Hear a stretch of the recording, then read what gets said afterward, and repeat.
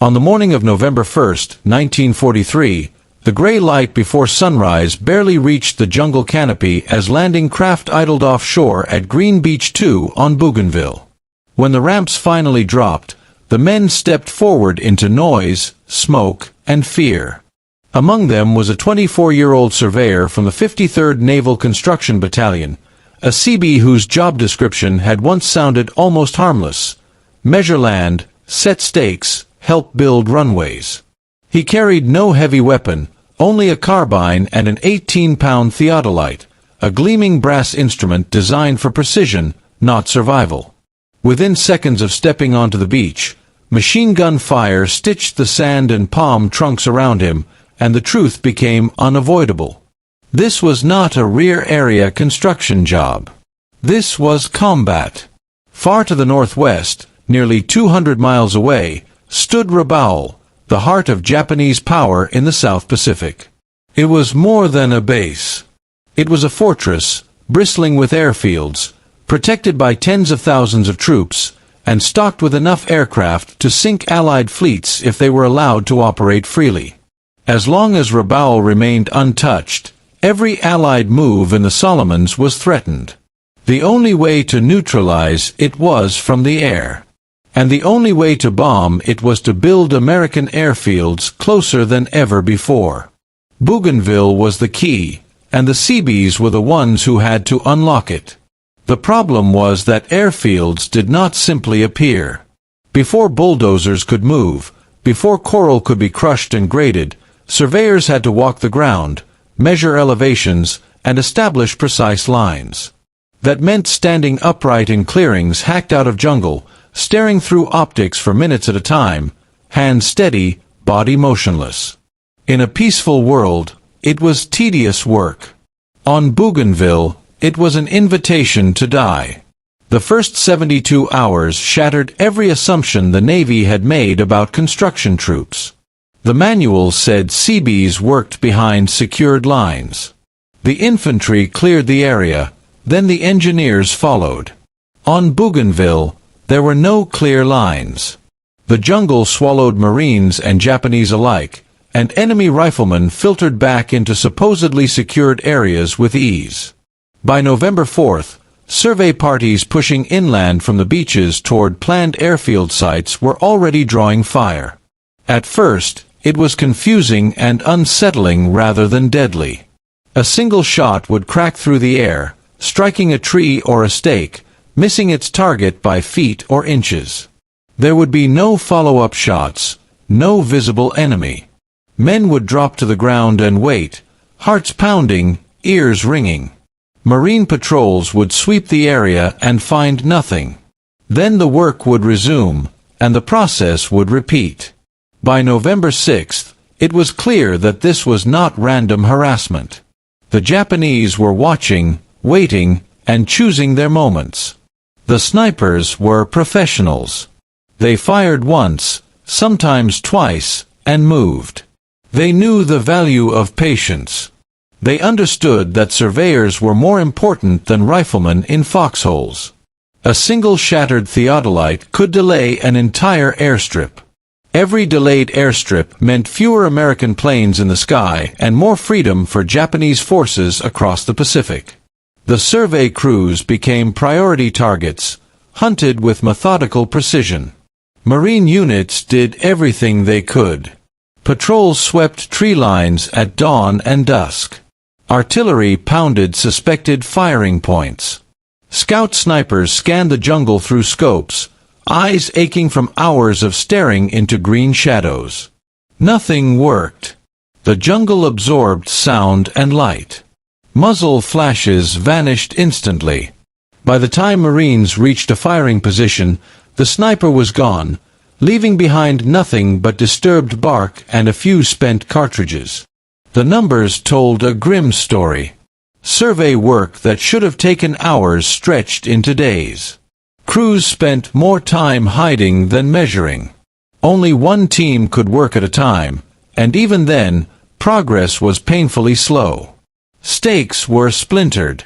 Instruments damaged. Men wounded.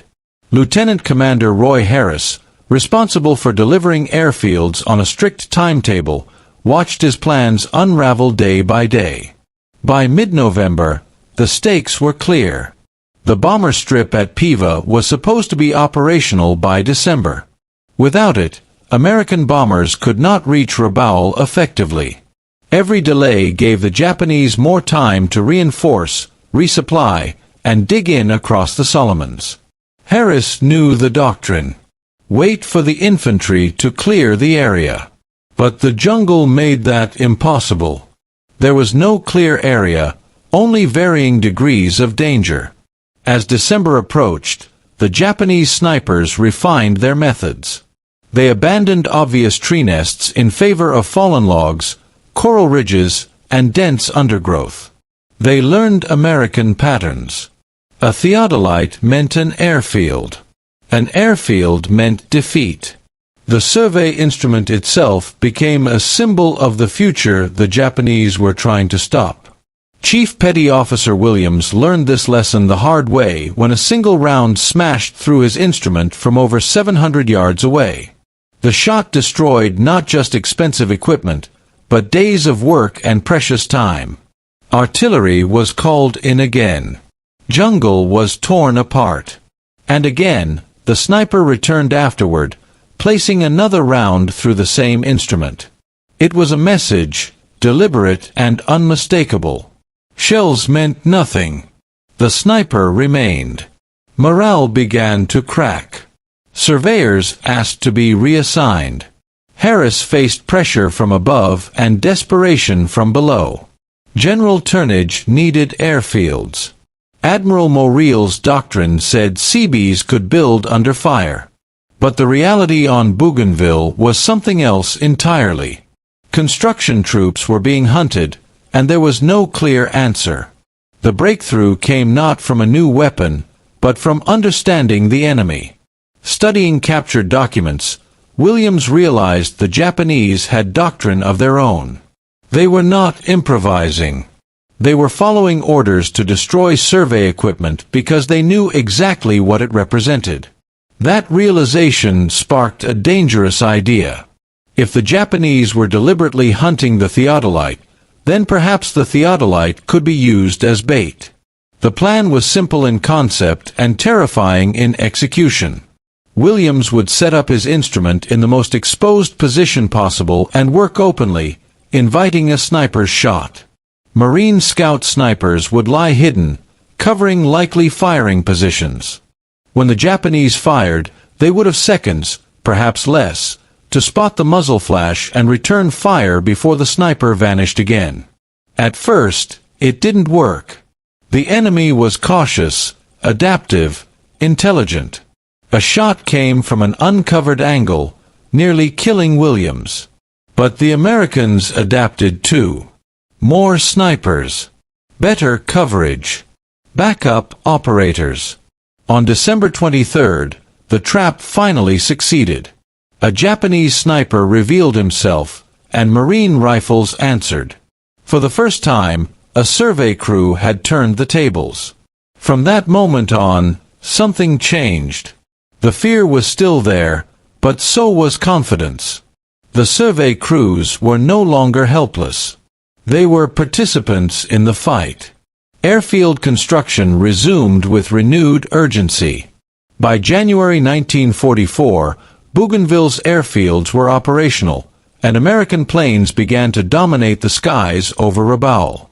The fortress was neutralized, its massive garrison effectively stranded. But the story did not end there. The lessons learned in the jungles of Bougainville traveled with the Seabees to the next battles. On Guam, the enemy had learned too. The terrain was worse, the defenses deeper, the sniper tactics more sophisticated. Individual riflemen gave way to coordinated teams, caves, and overlapping fire.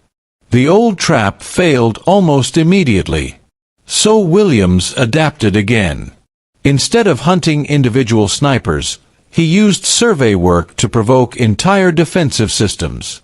Theodolites became triggers for naval gunfire, artillery, and air strikes. By deliberately drawing enemy fire and mapping its sources, he turned Japanese terrain advantages into liabilities. Ridge lines that once dominated airfield sites were stripped bare by destroyer guns. Caves and ravines became death traps rather than sanctuaries. By late 1944, Guam's runways stretched across the island, and B-29 bombers began arriving, bringing Japan itself within reach. The sniper fire faded. Construction continued. The Pacific War moved toward its conclusion. How many Japanese riflemen died because of those survey traps will never be known with certainty. Records were incomplete. Jungle warfare erased details. Estimates suggest dozens. But numbers were never the point. Each sniper eliminated, or forced to withdraw, meant days or weeks of uninterrupted construction. Each completed runway meant more aircraft, more missions, and fewer Americans dying elsewhere. The men behind the theodolites paid a price. They faced higher risks than almost any other construction specialty. Williams himself survived multiple near misses, bullets passing close enough to scorch fabric. The tactic demanded courage bordering on recklessness, precision from Marine marksmen, and cooperation between units that had never trained for such missions. It was not written in any manual. It was learned the hard way. By war's end, the live-bait technique had spread quietly across the Pacific. Other Seabee units adapted it, using bulldozers, graders, even concrete mixers to draw fire and expose enemy positions. Only later did doctrine catch up with experience, codifying what necessity had forced men to invent. When Williams was asked after the war whether it had been worth it, his answer was simple. Every airfield finished ahead of schedule meant bombers in the air and fighters protecting American troops. The snipers could be replaced. The airfields could not be undone. In the end, the story of the 53rd Naval Construction Battalion was not just about building runways under fire. It was about understanding the enemy, adapting faster than he could, and turning the tools of construction into instruments of survival and victory. In the jungles of the Pacific, where death watched silently from the trees, a man standing behind a survey instrument helped change the course of a war, not by firing a weapon, but by refusing to stop building.